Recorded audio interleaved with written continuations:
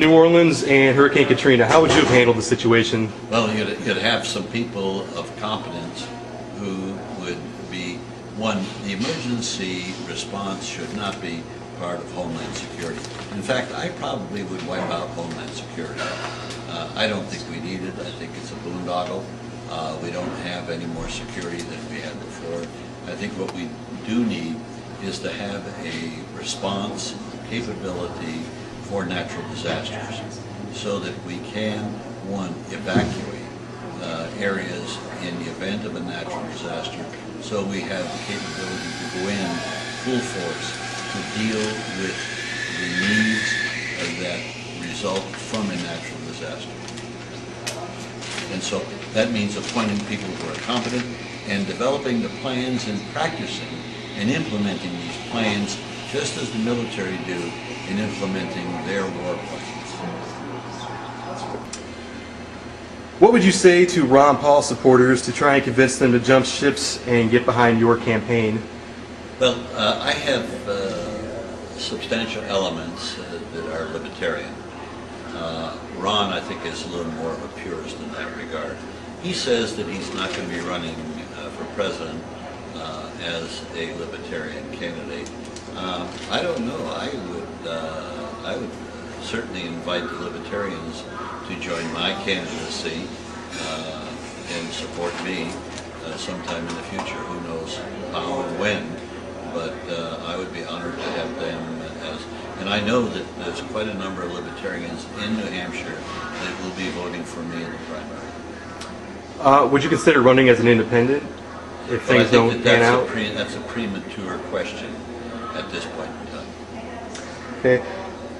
How big of a disadvantage do you see it as being an older white male in a race against potentially the first black, female, or Hispanic president? Well, I don't think it's a disadvantage. I think that what's a disadvantage is I'm running in a culture that doesn't really respect age.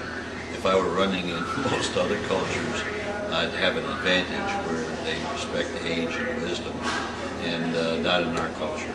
And that's unfortunate, but I think that can be overcome.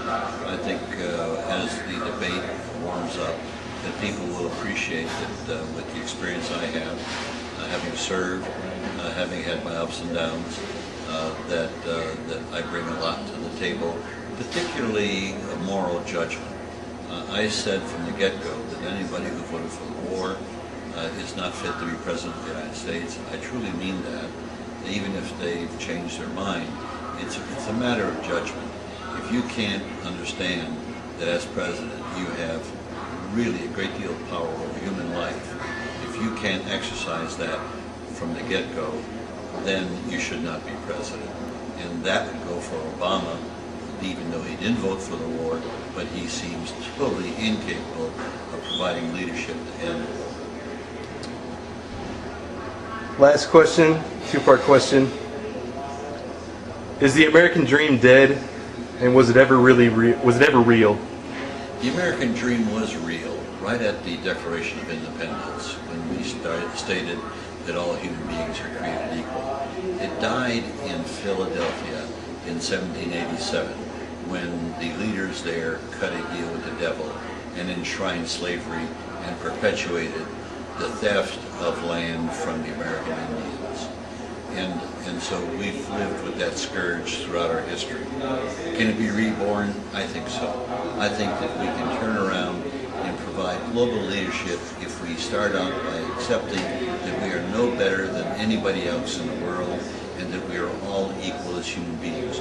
There's enough resources on this planet to take care of everybody's needs. It's our lack of management ability that causes the problem.